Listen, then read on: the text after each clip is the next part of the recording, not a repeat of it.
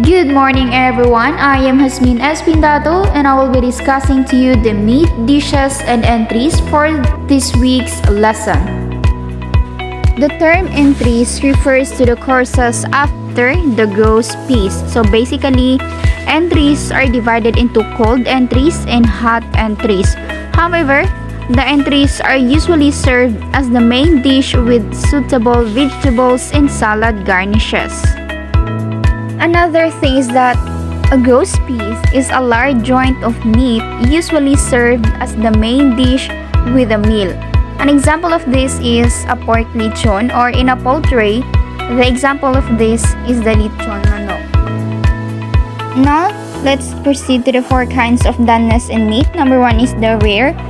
So when pressed with a finger, the meat is very soft with jelly-like textures. Ibig sabihin, hindi pa siya niluluto, fresh pa siya. Number 2 is the medium rare. When pressed with a finger, meat feels springy and resistant. Number 3 is the medium. When pressed with a finger, meat feels firm and there is a definite resistance. And number 4 is the well done. When pressed with a finger, the meat feels hard and raw. So let us discuss now the market forms of meat. Number 1 is the fresh meat. Meat that is recently slaughtered, has not been preserved or frozen. So itong fresh meat na to, ito yung mga nakikita natin sa palengke na naka-display, na nakatay na. Number 2 is chilled meat, a meat that is placed in chiller or slightly cold. So itong chilled meat, hindi to siya frozen. Kapag binili mo ito, slightly cold lang kumpara sa frozen na nag-freeze siya. Number 3 is cured meat, a meat preserved by salting, smoking, or aging.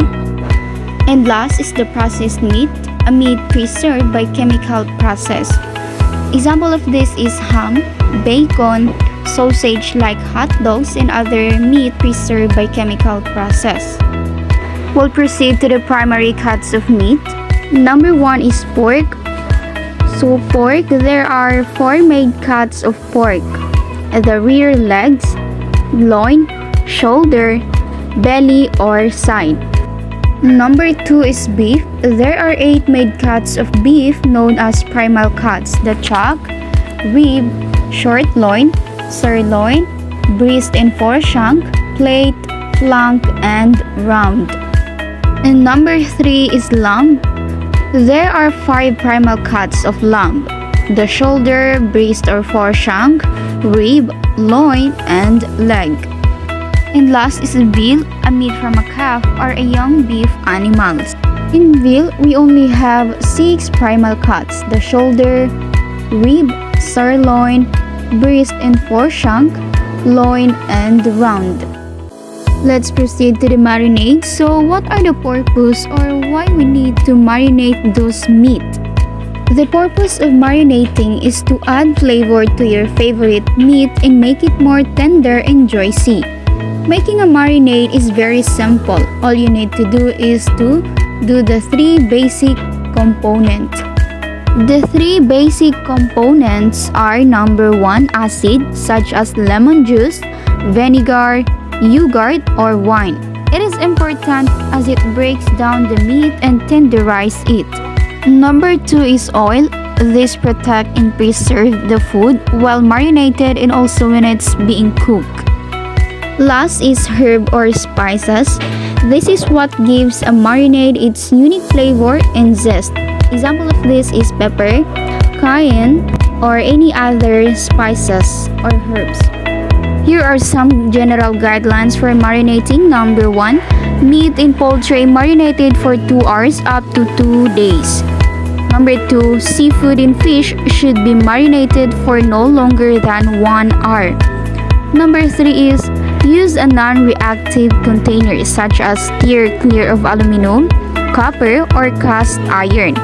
Number 4, wait for your marinade to cool down before pouring over the meat of your choices. And number 5, always refrigerate your meat while it's marinating. And last, never use marinades.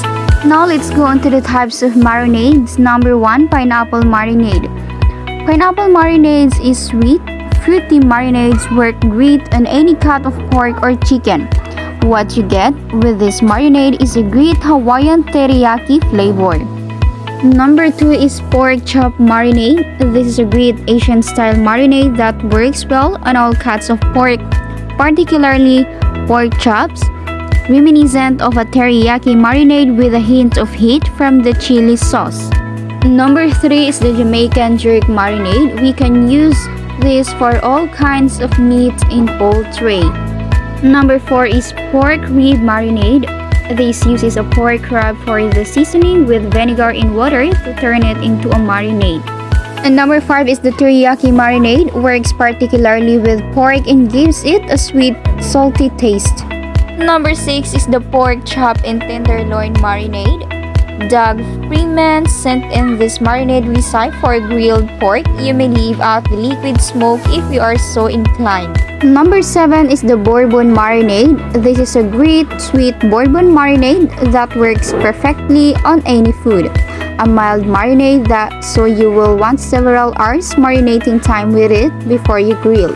And last is the mustard marinade. This is a very simple mustard marinade that tenderizes and add flavor. It works well on a pork or a poultry. And the last part is the effects of heat to meat. Number 1, it tenderizes connective tissue if moisture is present and cooking is low. Number 2, it coagulates protein. Even meats low in connective tissue can be tough and dry if cooked at excessively high heats for too long. Number 3, high heat toughness and shrinks protein and result in excessive moisture lost. That's all for today. Thank you for listening and goodbye everyone.